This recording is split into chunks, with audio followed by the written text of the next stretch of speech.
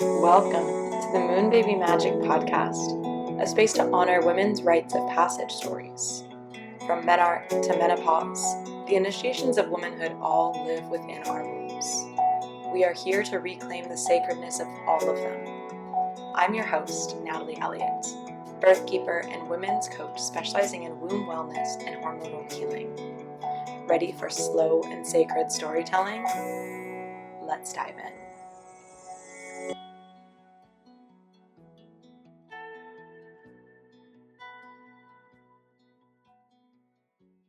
Welcome back to the Moon Baby Magic Podcast. I'm your host, Natalie. And before we dive into Rebecca's story, I want to share with you all some of the amazing things we have to offer you here at Moon Baby Magic. The first, at the free level of my offerings, is your cycle playlists. So I've created 4 playlists, each one honoring an inner archetype, inner phase, inner season of your cycle for you to enjoy dancing to and further embody the 4 women that you get the opportunity to meet throughout your month. Next, I have your period prep guide. By far, the most common questions that I get asked by women revolve around what do you do during your period? How do you rest? Why is it important to rest? And how do I actually communicate my needs and prepare for this time? This guide is my answer to it all. And finally, I offer for virtual one-on-one sessions under the guidance of my mentor, Kristen Hauser of Womb Medicine. And those are for those of you who are wanting to dive deeper into your unique situation. So maybe you're wanting to learn the fertility awareness method and track your cycle, get pregnant or avoid pregnancy naturally. Maybe you have a certain hormonal imbalance or cycle mishap that you'd like specialized guidance on. Whatever that may be, you can find the link for that in the show notes beneath this episode, and the links for your period prep guide and the playlists are there as well. All right, to today's episode. So, what do celibacy, combo, and network marketing all have in common?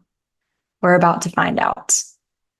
Today on the podcast, I have my sister, Rebecca of Bloom Womb. Rebecca is someone who really reminds me of just how absolutely amazing and innately tapped in women are. In this episode, Rebecca and I chat about the beauty of the maiden phase of life, trial and erroring your life, and how we can learn so much about ourselves through just tracking our cycles. Rebecca shares her potent story of healing her wounded maiden and how getting off birth control in a year of celibacy ushered her into a reconnection with herself. Her willingness to both listen to and trust her body and intuition is inspiring and relatable.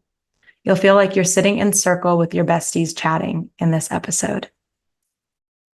Okay, welcome, Rebecca. I'm so happy that you're here. Thank you so much for having me. I'm so excited to be here.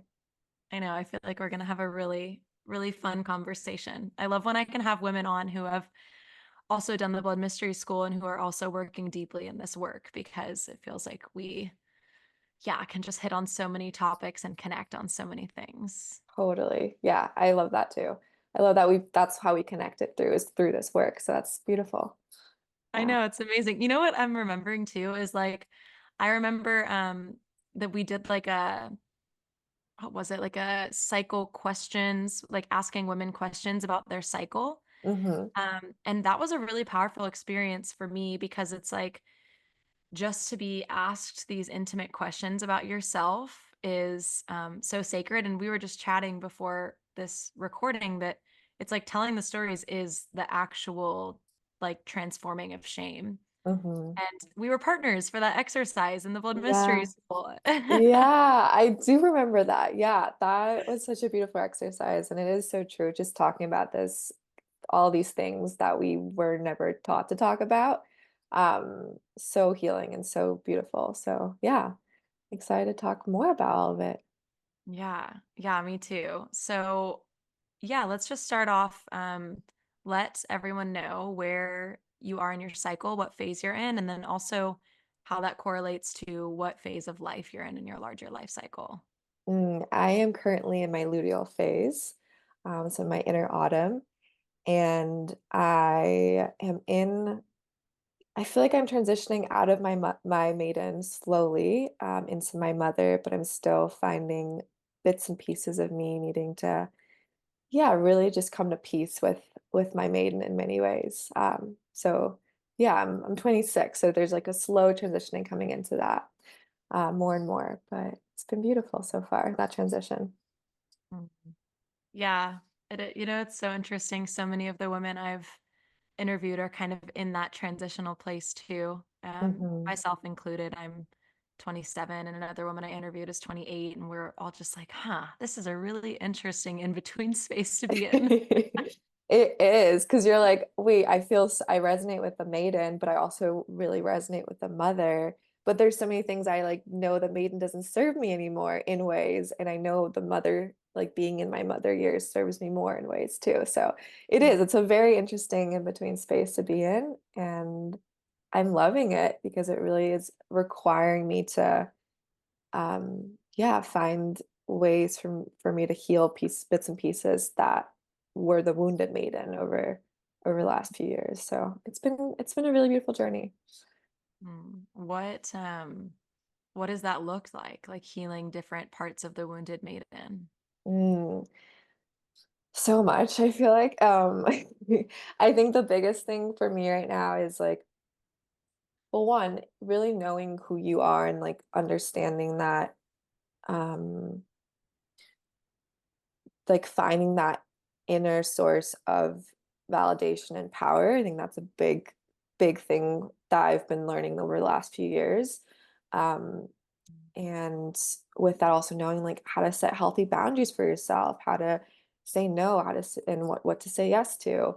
Um, yeah, but also within relationships, I'm still single and I'm very much in the dating space, and that there's a lot of wounded maiden aspects that can come through that.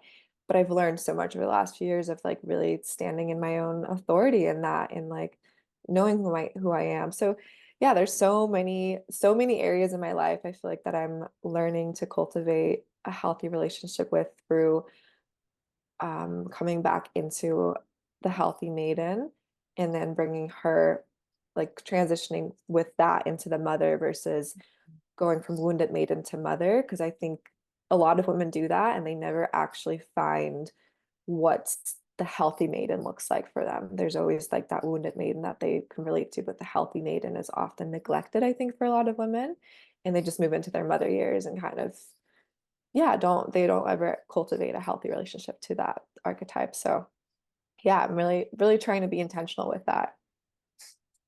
That's beautiful. I love that you shared that. And yeah, I think it's so interesting that I feel like when I first started really getting into this womb work, I was really seeing a lot of rhetoric around like killing the maiden when you become a mother. Mm, Like this yeah, rhetoric of like, let's kill the maiden, like she doesn't have yeah. any place here. And I remember always just feeling like that didn't quite resonate with me? Mm-mm. Yeah. No, because she's part of that journey of moving into your mother. It's a necessary, and I think it's necessary for us as women to experience the wounded maiden too, because without experiencing those bits and pieces of us in the way that we navigate the world through that archetype, through that wounded lens, we wouldn't know what our power is and what it means to actually have the opposite and or be the opposite of that, or not even the opposite, but just the healed version of it. And so I Yeah. think it's really important to go through that transition and really understand um yeah, and understand yourself through the wounded maiden and then also through the healed maiden. And with that, then moving into just a healthy mother archetype too. I think if we don't do that, I think we can often move into wounded mother archetype too. So Mm. it's really necessary to not kill the maiden, but find peace with her, Yeah, Yeah. it's so beautiful. And there's just so many gifts that the maiden gives us, like this Yeah. opportunity to like go out and like find who we are in the world and like explore and be curious and learn. And Hmm. it's such, I know a young woman who, gosh, she's in her early 20s and she's like building out a van to live in right now. And I just Mm. feel like, wow, look at you. Like you're doing it. You're doing it. Like you're doing what Yeah. you're supposed to do in this phase of your life. Like she's like, I don't know where I'm going to go, but I'm just figuring it out. And Hmm.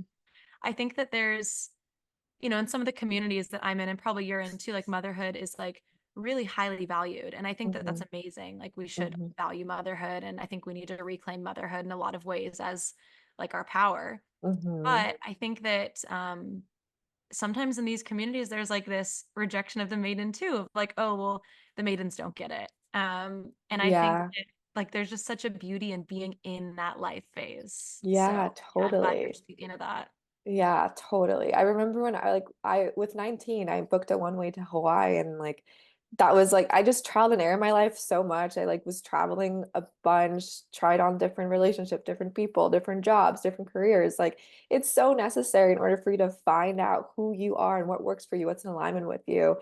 It's such a necessary process of like becoming just a woman and embodying yourself more. So I love the maiden. There's so much medicine in the maiden, and like also diving into the maiden archetype every single time you're moving through like that inner spring season of your cycle. Like I love embodying her more through that and just being able to really feel her medicine every single month in that way. And knowing that every woman has the ability to tap into that, whether they're in their mother years or wherever they're at. But the maiden there's so much medicine in understanding the medicine of the maiden, you know? Mm, yeah.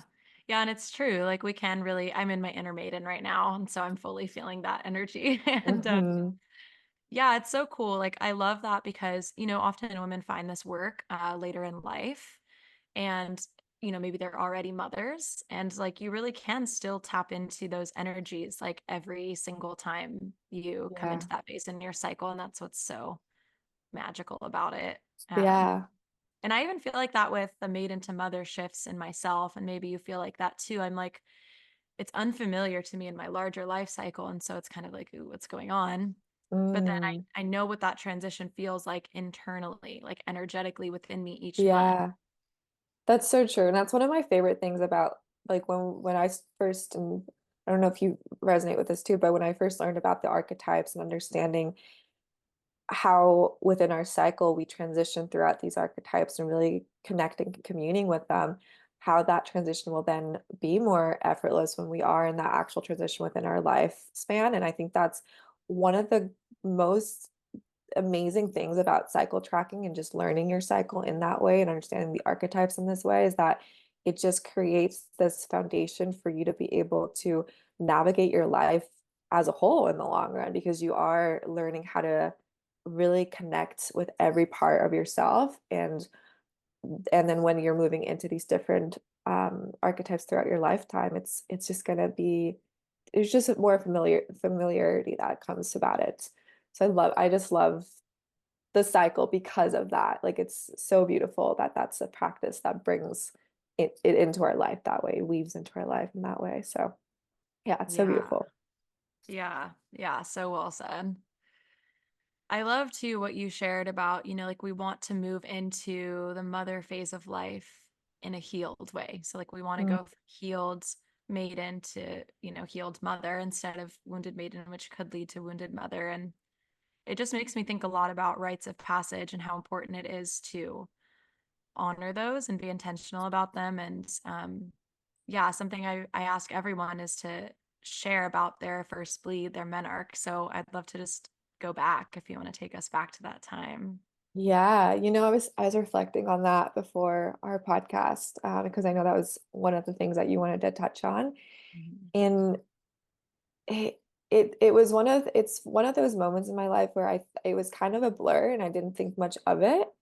Um, which now looking back, I'm like, I wish I would have thought more of it. And I wish someone would have, or I wish my mother would have maybe just kind of shared more about the beauty of me, yeah, going through this transition. And I was talking to my mom about it a couple months ago, and she's like, she was so funny. She was like, I like bought you a gift in order for me to like just show that I see you in this transition and you completely didn't want it. And I don't remember any of that. I don't remember that Wow. she was like, yeah, I like just completely blocked it out because I think there was just like shame around it and being like, wait, I don't want to like make a big deal out of this. Like, and also you're a teenager and you're trying to be cool and you're like, whatever, mom, like don't make a big deal out of this, you know? True. But it was really beautiful for me to hear that from her and being like, wait, okay, she did make the effort to somehow acknowledge this. And my mom is like super tapped in when it comes to all of this stuff too. But she's never been someone who really, I guess, connected to her cycle when she had it. And when she went through menopause, that's really when she was like kind of Mm. forced to connect to that part of herself a little more. Um, but anyway, so moving back to like when I was within, yeah, that transition, I remember I was with my friends and my older friends had like already gotten it, um, or gotten their bleed, and yeah, I didn't think much of it. It just happened, and it continued to happen, and I it wasn't something that was front of mind, and that's why it's also so I always find myself thinking like, how did I end up being a menstrual cycle coach? Because it was never something that really had a huge impact on me when I was a teenager or like moving through high school or anything. Um, and I also have never had any crazy cycle imbalances. So yeah, it's one of those things that really came into the forefront of my life in like the recent years of my life. So um, yeah, I don't remember much of like that actual transition when it did happen. Yeah, it's interesting. It's similar for me. I don't remember like a lot of details. Some women do, but I think the more common story is it's kind of like, I don't know, it wasn't really, because it wasn't necessarily made a big deal of for most of us. But Right. so like why would that be like a key marking point, if it Yeah. wasn't marked? It's super sweet that your mom got you a gift though. Do you know what she got you? She said it was, I don't remember. She said it was some sort of like little box, and I wish she like would have just like forced me to keep it. I wish I still had it, you know? Yeah. I need to ask her about it, like what she did with it. If she just like kept it for herself, or she maybe she did put it in my room and I just didn't realize that's what it was for. But um yeah, it's sweet for and like again, I didn't remember any of it. And it is true. I think like what you were saying, I think a lot of women don't remember because I when I talk to my clients about it, they're like, I don't remember. I don't recall any of it. And I think it's because we're kind of taught to neglect it and not think about it and just hide it as much as possible. And so I almost feel like we shut it out, like the memories around it, we shut it out a little bit, which is something that when and if I have a daughter, I like really I just want to educate her on it before she Yeah. even has her bleed. So when she does have it, there's just more of like this honoring and celebration around it versus her feeling like she has to shut it out or that, yeah, she needs to neglect it like most women have been taught to do. So yeah, really honoring that I think is so special and important. Yeah, it's such a beautiful intention to hold. Yeah, to just like equip this next generation of girls who will become women to, yeah, like be embodied in this stuff from the beginning and not have to Yeah. go through like a whole thing with it. Which it brings me to another thing you shared. You're like, I'm not sure how I became a menstrual cycle coach because like I didn't have like a big thing with it. You were like, I didn't have any huge cycle issues. And it reminds me of like a quote that I see in like different ways all the time, but I saw most recently today is like, let's normalize receiving our lessons through love rather than pain. And it's Mm. just like I can so relate because I had this idea for a long time that like I needed to go through something really hard in Mm. order for that to be like the medicine I shared with the world. But it's like, what? Like we don't all need to be traumatized in order to help people.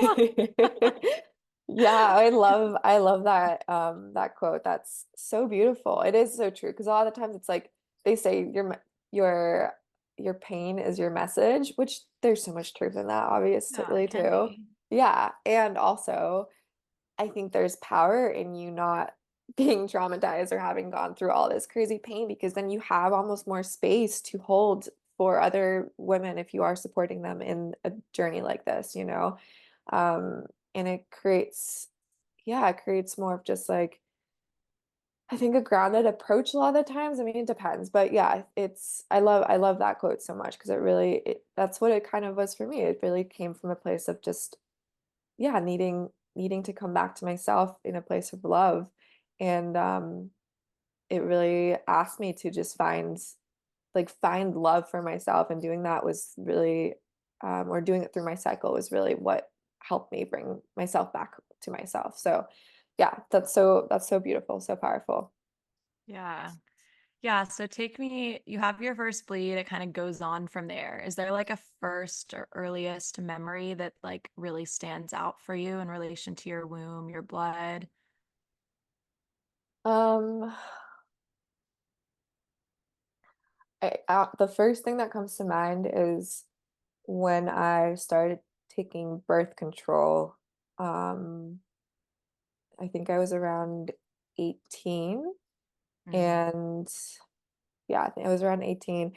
And yeah, I kind of was like, I didn't, again, I just didn't realize what it did to my cycle back then. Like, I didn't realize it would completely shut my cycle off and everything. And I was traveling at the time while I was taking it. I just like was also being a little bit of an irresponsible maiden where I was just having a lot of fun with different people, you know? And so it was good. I think in that time of my life, it kept me safe in many ways. And also I was completely disconnected from myself in many ways too. And I think birth control is a huge part of that. Um, so one, and then I got off the pill, but I decided to get an IUD in. So the transition within that was yeah, it was only a couple of months of me not being on birth control. But I remember within those few months I did a combo ceremony. I don't know if you're familiar with combo. Yeah, but for Yeah. anyone who's not, maybe just say a little more. Yeah. So combo is essentially it's a frog poison. And they what they do is they put it on your meridians, and what it can do, it's before you take the medicine, before they put the medicine on your skin, you drink about 2 liters of water, and then when you put the medicine on your skin, you're gonna feel like you need a purge, and that detoxes everything in your, or not everything, but whatever needs to be detoxed, will be released through that purge. And it's mainly water, but it really it really just detoxes things from your cells, and then through the water you're able to purge it. And I did it, yeah, I did it right after my travels, and did it in Portugal. And the woman that I did it with, she looked into the bucket and she's like, have you been taking birth control? And I'm like, yeah. And she Wow. could see that, yeah, that my body was just like really needing to detox from that. Mm. And that was kind of the first time when I realized, I was like, huh, I I knew on some level that pharmaceuticals and all this was bad, but like that was like really harming my body for the last like year and a half of me taking that. And then I decided to get an IUD in after that, because in my mind I was like, that's not as bad as birth control. Um, I completely lost my period for a whole year because of that though.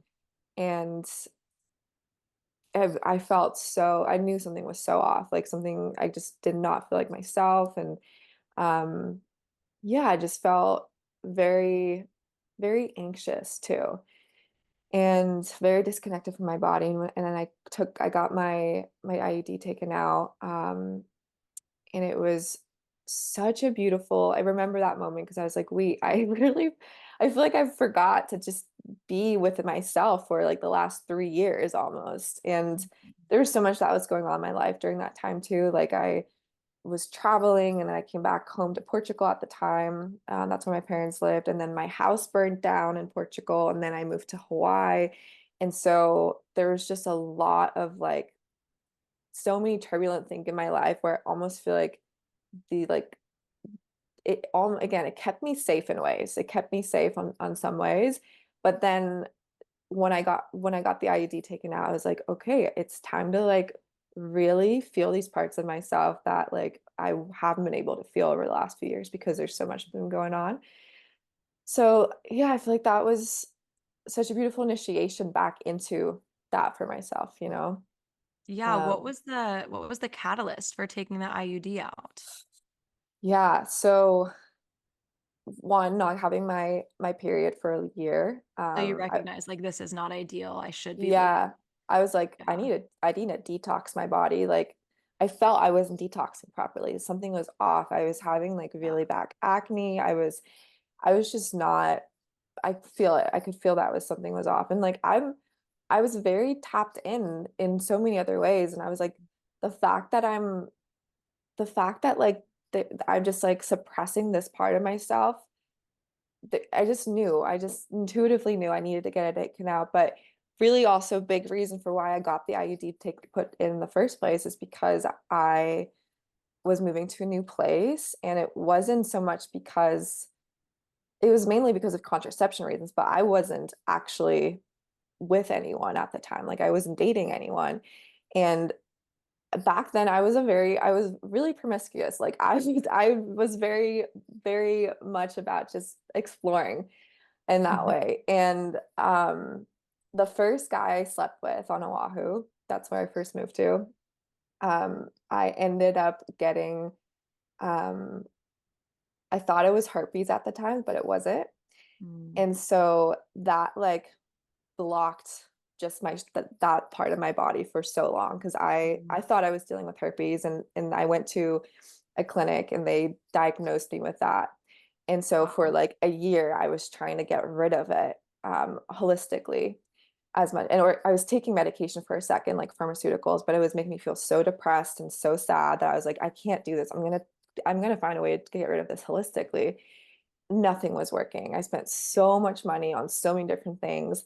And then I had this IUD in because I was like not trying to get pregnant as a contraception reason, but I wasn't having sex with anyone because I was dealing with this Yeah. thing. And so I think it was really my body being like, stop it. Like, stop just Mm. inviting like men into your body that like don't deserve to be there. Mm. And so for a full year, I was completely celibate because I had to be almost. It's really interesting talking about this because I haven't talked about this story in a really long time. So yeah, I'm like remembering all of it now. Oh.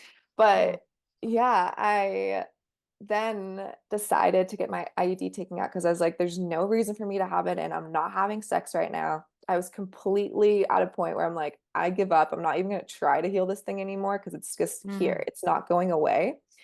And and then obviously I was also not having my cycle, and I was like, my body can't heal this way. Like I need to get my IUD taken out.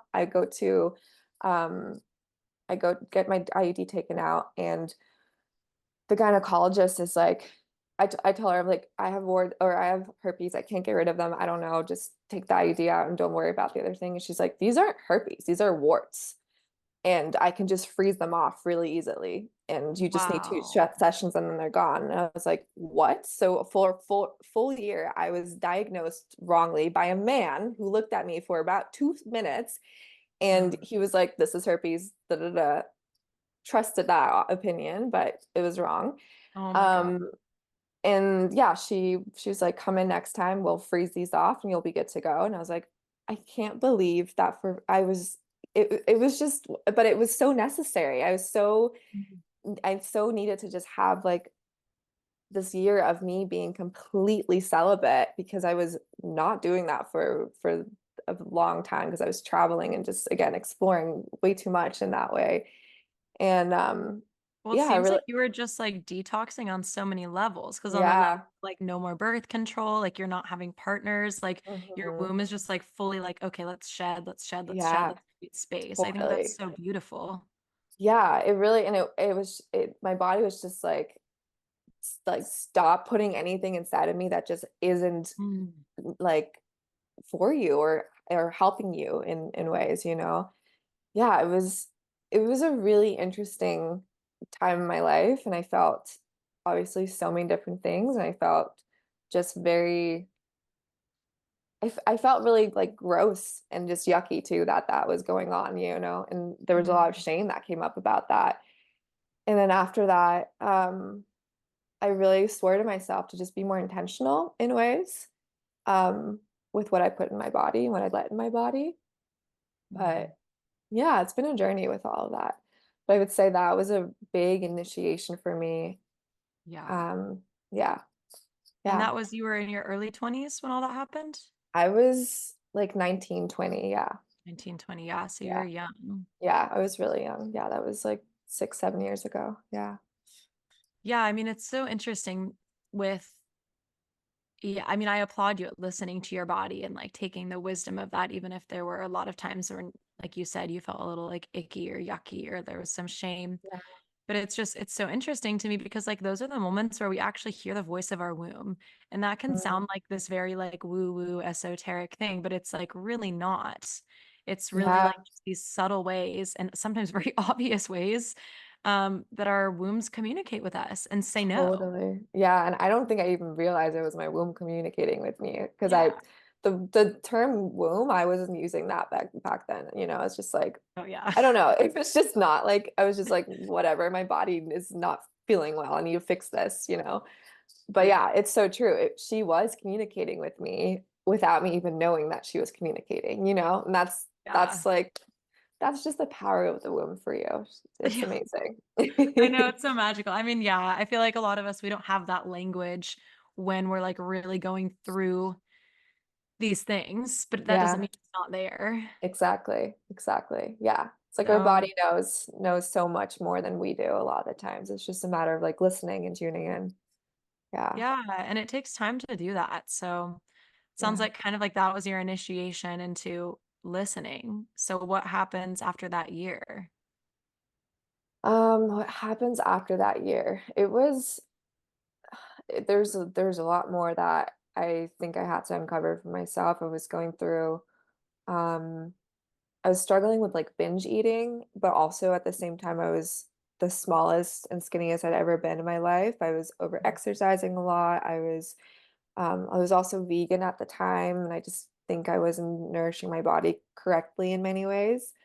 Um, so it's been a journey of really going through multiple different things to really understand and learn my body, and trust my body. I think that's the biggest thing is trusting my body and like almost surrendering to it to know that it knows best. And when I listen to, let's say, my hunger cues, when I listen to what's going on with it physically, yeah, it's like, and understanding that emotionally, there's such a huge connection to it too, obviously.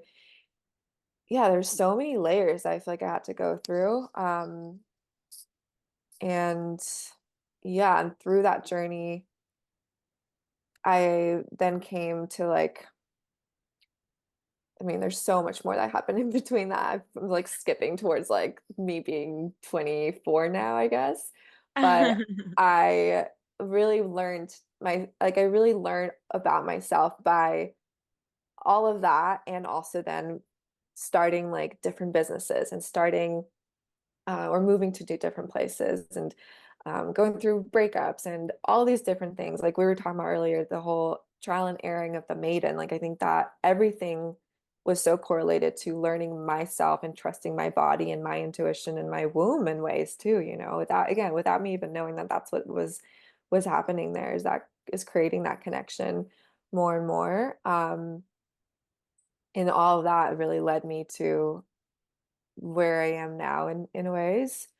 But yeah, there's so many parts and bits and pieces to it. But I think just knowing that all of them are so vital to my journey, and I'm so grateful for all of them. Mhm. Um, yeah, yeah, it's so interesting to talk. I think we were talking about this before the podcast, where it's like just talking about these things is really so it is really healing for me to just to share them because I have never shared that story Mhm. on a podcast before. So it's really cool to do so. Yeah, it's such an honor. Yeah, and I really commend you and honor you for like having the courage and having the desire to come on here and share the stories. And it's always my intention to, like your story is going to be medicine for so many women that like you have no idea who needs to hear that. And so it's always Yeah. my intention to be here um to hold space for you because that's medicine for you to share your story Yeah, too. for It's such big sure. work. Yeah, for sure. For sure. Yeah.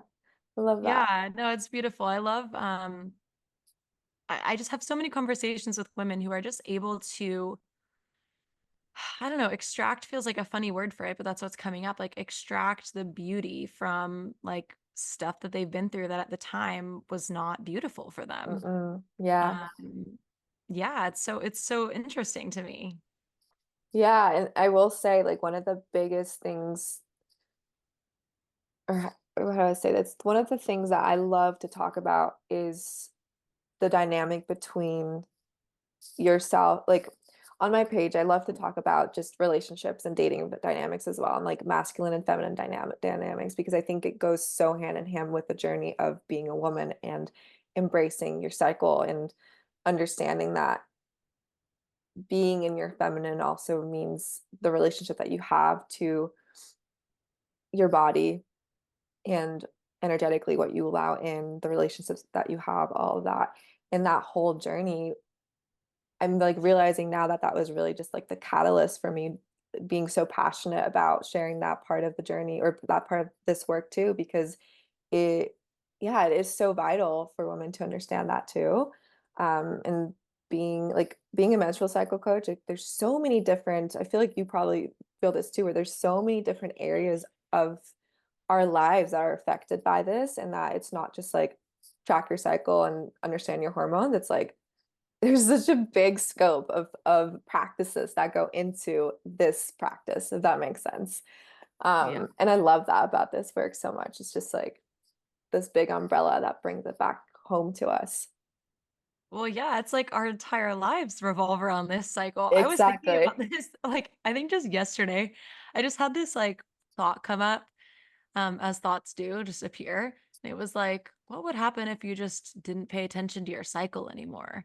And so I thought Mm. about that for a second and I was like, what would it be like to go back to a time where I didn't pay attention to that anymore? I was like, I don't think that would work for me. I feel like I like can't. I would be Yeah. like, it would, I just don't know how I would be able to. Like, I wouldn't be able to because once you know, you know. It's just, yeah, that's a crazy thought to have. Yeah, well, it's so interesting because Paula, who was on the podcast a couple weeks ago, we were talking a lot about like how do you, continue to flow and be, you'd said you like feminine and masculine dynamics, so we could use the language of like how do you continue to be in your feminine within the structure of the menstrual cycle. But for me, like what I have reflected on with that is I feel like being in the structure of my cycle, which I can't get out of, by the way. You can't get out of it. You can just like pretend. um, it gives me so much freedom. Mm, yeah. Um, and it also creates so much space for me to, yeah, like not judge myself for different expressions. And I mean, for me, it really used to be the luteal phase. Like before I knew my cycle, every month in the luteal phase, I would feel like, have I lost my mind? Like, what Hmm. is happening with me? And I know Yeah. so many women can relate to that. Yeah. Um, but now it's kind of just like, oh, okay, like I know this woman. She can be here. Yeah. So, Yeah. yeah, Yeah. it's a beautiful framework in that It way. is. I always take the like imagery of imagining that the feminine is like a body of water, like ocean or whatever you want to imagine it to be. And then that the masculine or the container of your cycle is what holds that body of water so that she can effortlessly flow. Because if there's no container, there she goes everywhere and she doesn't Mhm. know how to like it's gonna be chaotic. There's no Mhm. there's no way to just like be able to find stillness and flow and effortlessness in if there's no container. Like it just doesn't work. So I think Mm, that like understanding that your cycle is the container and is, I guess yeah. you could say this, the, like the structure. And that goes for the feminine and masculine dynamics too. It's like the masculine holding the feminine, right? Um, but that in itself, like you're saying, it is there's so much freedom in that, understanding that structure and routine also, and just this knowing and predictability is what creates the flow and the ease and the effortlessness, because also Mm, the feminine needs safety in order for her to thrive. She needs to know that she's safe and she's held and that she can trust that container to hold her, and that's exactly what the mm, cycle does for us. mm. So yeah, I think that they need each other in order to thrive.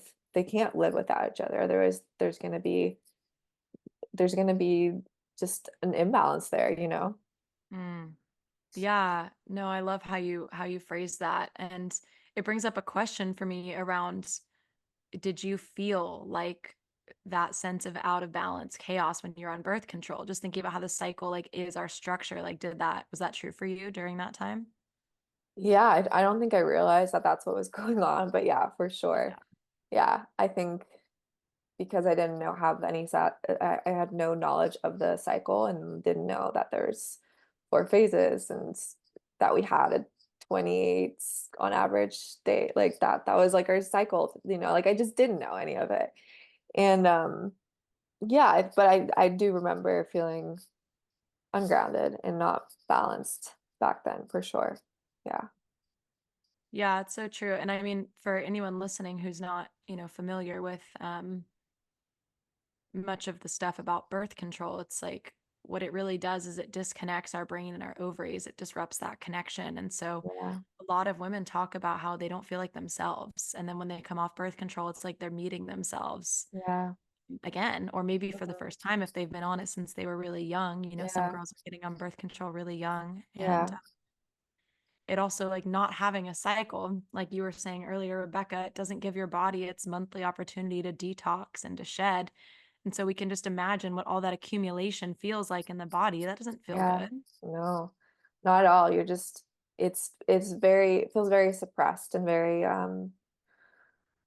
yeah, there's just no it feels the really what the image that comes to mind just feels like gray. Versus your cycle feels so colorful. Knowing your Yeah. cycle and knowing yourself through your cycle feels so colorful and so lively. And being on birth control, um, yeah, I think it because it suppresses you and suppresses your hormones and like your hormones dictate who you are. It dictates everything. It dictates your personality, what you like to eat, like your appetite, Hmm. libido, who you're attracted to. Like Yeah. everything is attached to your hormones. And so when you're suppressing that, you are suppressing yourself in ways, you know? So it's like you're saying, like once you come off of birth control, you can you will discover probably a whole new version of yourself or who you actually really have been all along. And yeah, it's a really powerful transition once you do transition off. And that's, I think, exactly what I was feeling without even knowing that that's what was going on. Yeah. Yeah. What did you experience in that transition? Was it challenging? Like what came up for you? I think it was um yeah, I think maybe it was definitely challenging to some extent because I didn't know how to navigate a lot of it. Maybe that's also why I was struggling with like binge eating, for instance, because it was a way of like finding safety in controlling this part of my life, right? Or feeling thinking that was control like that was safety, which was just a false sense of safety, really. But um, yeah, and I was really I wasn't in touch or wasn't I didn't feel safe to be within my emotional world a lot of the times, and food is what helped me feel safe in that. And Mm. so I'm sure that that it was because my cycle was coming back, and there's so many emotions that came up through because I wasn't able to feel those for so long. And um, yeah, yeah, I wish I could go back to that time and like really with what I know now, just like kind of witness myself and see, okay, wait, Yeah. what was going on? I wish I could travel back in time to do that, but I trust that it was all perfect, obviously. I know. I sometimes think about that too. But yeah, it's like life is really moving us through these experiences. And Yeah. I was thinking about that today, like just trusting that you are on the path of your life, that you could never not be on it. Yeah. Yeah. For sure. It's like you can't get off. It's just, yeah, totally. Um, yeah. So there was a time in your life, and I'm guessing this was like kind of after the birth control era and after this year of celibacy where you were saying you were vegan, you were traveling a lot, and I think I remember from something you've shared online that you were also like working a lot. Yeah. Can So you that tell me about was, that time? yeah. So I was When I was 21, I started within the network marketing world. So I started building a business through network marketing.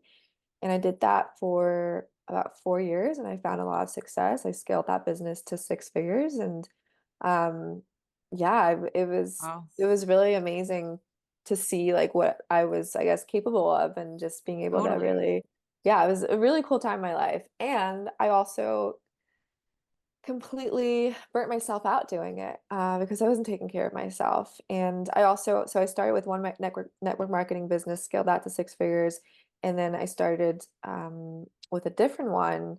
And I and me, I was partnering with a couple of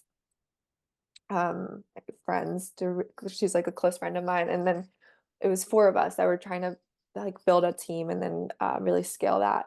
And I remember building or starting that, and at first I had so much energy and so much excitement for it. And then I was like, I cannot do this anymore. Like I just kept hitting a wall again and again and again. And so I decided to just like take a step back from it. I pretty much stopped everything I was doing. I stopped working for about a year. I moved to Cape Town for like 3 months during that time. Um, then I moved back to Hawaii for a little bit. Then I moved to Arizona for 6 months because I had friends out there and I just needed a change of scenery. Um, and I was so lost during that year. I was just like, I don't know what I'm doing. I was also like, yeah, just struggling in so many different ways. Like emotionally, I was dealing with some health things, like my kidneys weren't doing like working properly. My like there's just so many different things that were going on in my life. And my best friend at the time who was in or yeah, at the time she was we were like I was in Arizona, she was living there and she was pregnant. And she kept on saying things around the lines of like, you should become a doula. So you can be my birth doula.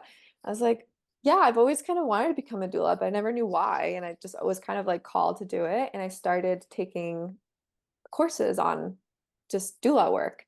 And I loved it. I thought it was so interesting. And then I was like, okay, how can I further my education? So I came across the Free Birth Society and I Oh, was looking wow. at their midwifery school, and I was like, do I do this? Like, it sounds really cool. And then I looked into the blood mystery school. Like, I saw that there was another offering of theirs, and I was reading through it.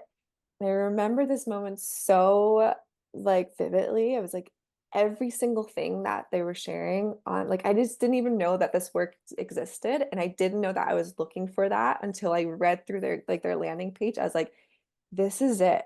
Like this is exactly what I want to do.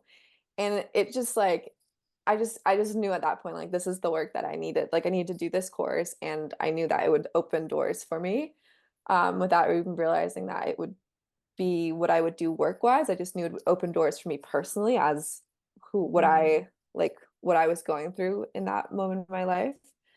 And it did. I just like yeah, I just really came back to myself in so many different ways. And I also, before that, I actually took a course on womb healing and really felt what was going on with my womb in that way. And I started cycle tracking. And yeah, it was just such a transformative year.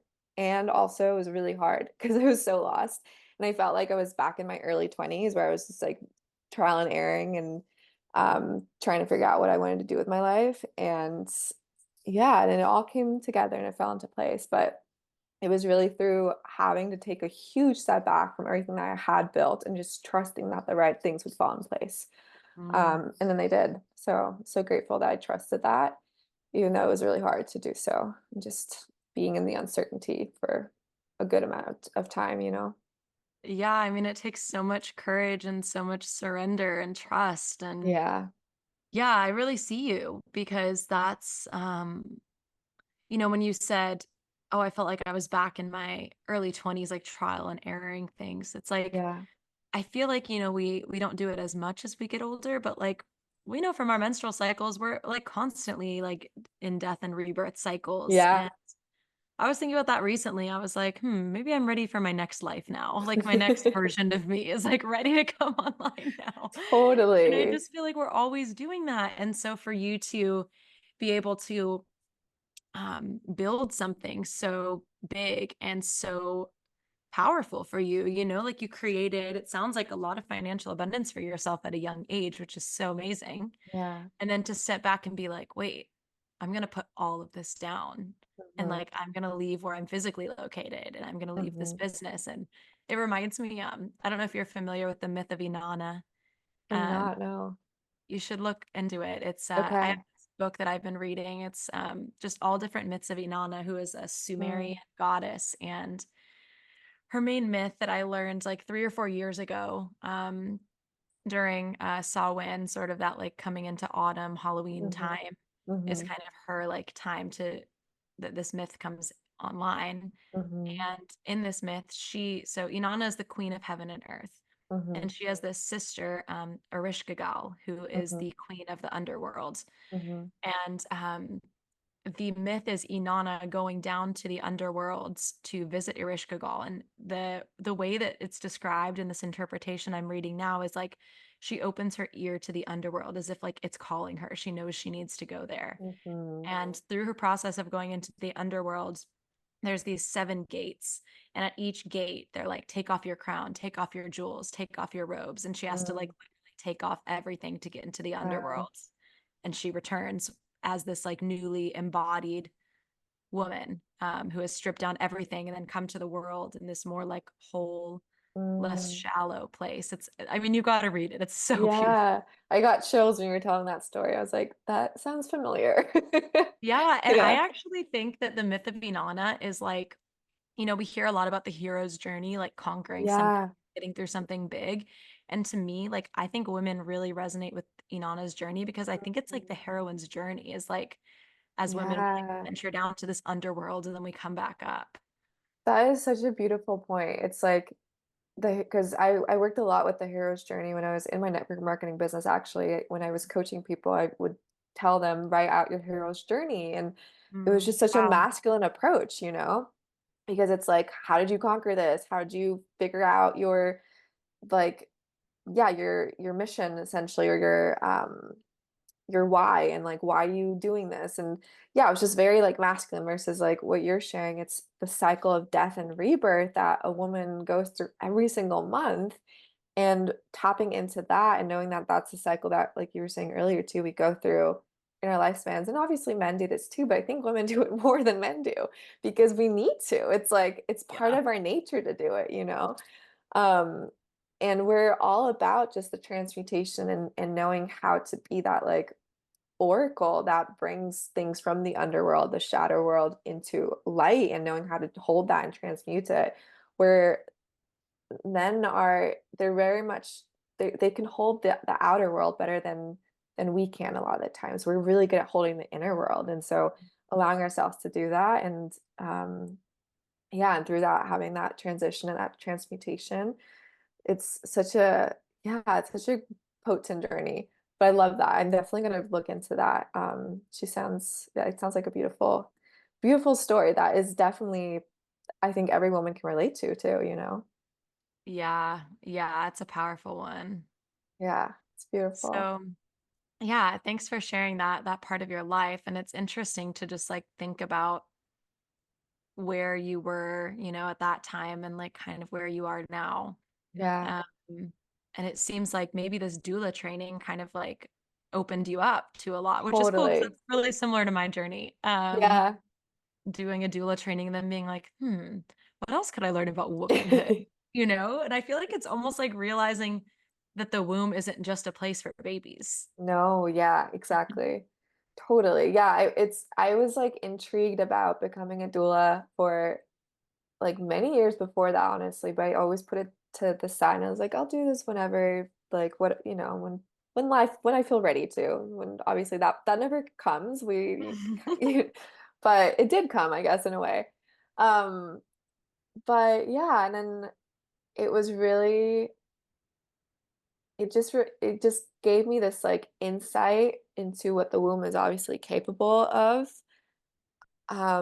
but it was just like the step in the journey to coming here. And it's so interesting when you trust those pings, when you just trust that intuition where you're like, I have to go towards this even though I don't know why. Like becoming a doula, like I was like, I don't know, like I don't know why I'm interested in this, but like let's look into this. And then I took one course on it, and then I was like, okay, how can I further this? And I looked into the next thing, but then that led me to the menstrual cycle, and it that leads me to so many other things. It's like you just have to trust those pings and those intuition, like those, yeah, those downloads that you get because they do lead you to where you have to go in the long run. Like I would have never gotten here without the ping of the doula. I mean, maybe I would have had, but it's still it was that opening towards all of this. So yeah, it's really Mm. special. I love that because it reminds me of like what we were first talking about is like that healed maiden energy of Hmm. like, okay, like I have that capability in my life to like move in a lot of different directions right now. So what is it going to look like for me to fully trust that and like put my heart into where I'm being called? Yeah. Yeah, totally. Yeah, and using the courage of that maiden, the healed maiden. She's got so much courage to offer, you know? And I love that. I love that she's just so about like, I'm gonna risk it and I don't care if I fail. And it's almost like she knows that failure doesn't exist because it just takes her to the next place, you know? Hmm. And just channeling that energy. I will say, I think the older that we get, the more it's harder, it's like feels harder to take those kind of risks because we're like, I think when you're just young and you're in that maiden space, you're just like, you just don't know better and you're just kind of like naive about it too. But in that very season of life, that's exactly the medicine too. Like being naive can be so medicinal too. And sometimes you just have to bring that back into your life too, that just the innocence, like the innocence of just being open to the possibilities of life, you know? And I think that's exactly what brought me to where I am now, is just being open to that and just allowing myself to tap back into, yeah, that maiden again. Yeah. Hmm. Yeah, I love the maiden energy. It is such a sweet place to be. And it's true, like as we get older, I think we just get more comfortable. And in a Hmm. way it's good because the comfort is almost like, okay, I know these parts of who I am. You know, Yeah. like it's not so much like seeking who am I anymore. It's like, hey, Right. who I am. But like we do all need to shake up every once in a while. And that's the beauty of the cycle is we Yeah. can have that like springtime energy every month. Yeah, totally. Yeah. So I'm curious, like, I just kind of want to hear like where you are now. Like who are you as a woman now? Ooh, that's a loaded question. Um, oh yeah, I love that question. Who am I as a woman now? It's funny because I feel like I ask this question to my clients, like when we first start and then when we end our sessions Oh, and or like cool. when we end like our program together. It's always so cool to see where they started and where they're at after. But I have never asked myself that question. I feel like um I would say the woman that I am now is I'm really learning so much about what it is to be of service to the world from a place of knowing that I have this wellspring of just love and like wanting to help and wanting to um yeah, just really support as many women and men too, but because I feel like we support men by supporting women in this work, obviously. But yeah, I think that's really like of my really the biggest intention of this season of my life right now is being of service. And I think that is such a big thing when you're coming into the mother archetype too, is like how can I serve the world versus the maiden is all about how can the world serve me. And so transitioning into that, that's what I feel myself coming into. And like more and more, and I already have been doing that, but it's so prevalent in my life now where I'm like, I feel like I have this responsibility and I have to do something with it. And building like a business that supports women in doing that. That's like really, it's been so powerful because it's keeping me accountable to be that woman too, and be this woman that really leads from her heart and her womb, um, and is integrity with that and doesn't move into her old patterns or her old shadows and ways. And when she does, knowing that there's no shame in it, but just coming back into um being in integrity and alignment again with who I want to be, and the woman that can also then support other women in doing that. Because if I'm not walking my talk, how can I expect other women to do that for themselves, you know? So it's really almost, again, it's keeping me so accountable to do that. And it's been such a beautiful journey. Like this work is like serving this work serves me in so many beautiful ways. And I just never expected it to just unfold the way that it has. But yeah, I'm just so grateful. Mm. Yeah, I love to hear that. It's so sweet that that's what you ask your clients, like at the beginning and Yeah. end of the container. What a sweet way to like, yeah, just notice the progress and Hmm. how you view yourself as a woman after getting to Yeah. know yourself more intimately. Yeah. Yeah. It's so necessary because I think obviously there's so many versions of ourselves that come to light, but through knowing your cycle, and that's what most clients come to me for, is like getting to know their cycle better, or you not even better, or just introducing themselves to their own cycle and connecting to that. And through that, the transition that I see is always so beautiful because you do come into more of an embodied state of who you really are once you start cycle tracking and living with your cycle, as you know, probably. But yeah. No, it's so true. I also want to point out what you said, about having space for the times that you fall back into an old pattern, being able to like hold yourself through that. And that to me is really such the energy of our inner mother archetype, who I Yeah. really lean on a lot. And it reminds me of something Nancy Lucina said in Blood Mystery School, which is like, your archetypes never really go away. She described them as like those Russian nesting dolls that they kind of just start to Yeah. develop each other. Yeah. I love And I'll that. even think about like my inner crone as like if I really need like grounding and really need holding, I'm like, okay, can my inner crone just like hold all of me right now as this like Mm. biggest Russian Yeah. doll? Yeah, that's such a, I remember her saying that, and I love that analogy so much. Yeah, again, it goes back to the just the container of the cycle and knowing the archetypes of each of those different seasons in your cycle and knowing that they're always there to support each other. It doesn't matter where you're at also in your cycle or in your life. I feel like there's just like we're being held in these cycles over and over again.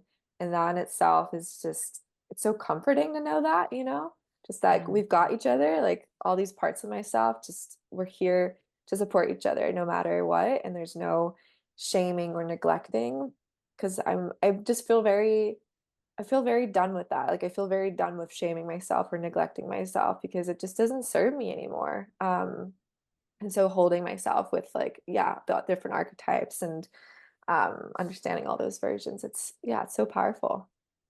mm. Thank you. Thank you for sharing all your stories and yeah, all this wisdom that you've really just gleaned from your life. And I'd like to just ask if there's a piece of womb wisdom that you'd like to leave the women listening. Hmm. Um, yeah, trying to tap in to see what comes through. I think the biggest thing is just um knowing that like womb healing in itself, like if you're wanting to heal whatever it is that feels like needs to be healed within your womb space, the simple practice of coming like touching base with it every single day by just like tracking your cycle, for instance, or just taking a breath into your womb, that in itself is like the like it doesn't have to be this crazy big practice that you do, but it's just like a daily check-in, a daily intentional check-in. And that in itself is so life-changing already. So if you don't have that practice yet, I like highly encourage you to do that as a woman. It will change your life, your trajectory of your life, and everything around you too will start shifting. So true. It's the everyday habits that really make the biggest difference. Yeah. Yeah. Creates the foundation. Yeah. Beautiful. Thank you. Well, yeah, Rebecca, I'd love for you to share, for women who want to see more of the magic that you're creating online, to share how they can find you and what your offerings are. Yeah, you can find me at Bloom Womb on Instagram. It's spelled Blume and then womb. And I do offer one-on-one support. I'm also putting together a group coaching program right now, and then I also have a retreat coming up end of August. So there's a few of my offerings, and hopefully more in the future. But that's what I've got right now. Amazing. Well, thank you so much for being here. This was so lovely to talk with you. Yeah, thank you so much for having me. It was so beautiful talking about, yeah, all the things and just stories that I forgot existed in my life too. It was really powerful. Yeah, thank you for sharing them. It's such medicine. Yeah, they were beautiful. Thank you. All right. Thank you for tuning in to the wisdom of the womb today. It's truly an honor to bring these stories forward. And it would mean so much to me if you'd rate and review this podcast so that it can reach even more women. If you're looking for deeper support, you can find the link to book a one-on-one virtual session in the show notes. See you next week.